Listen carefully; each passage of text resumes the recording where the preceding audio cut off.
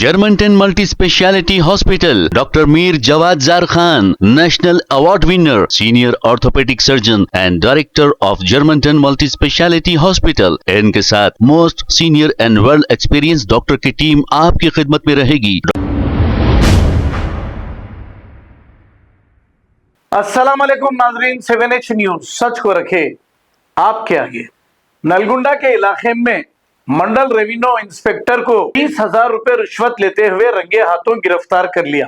जब से कांग्रेस इख्तिदार पर आई है, सरकारी महकमों में बगैर रिश्वत दिए कि कोई काम नहीं चल रहा है, लेकिन एंटी करप्शन ब्यूरो बहुत ही अच्छा काम कर रही है और ऐसे हराम का खाने वालों को मुसलसल गिरफ्तार कर रही है।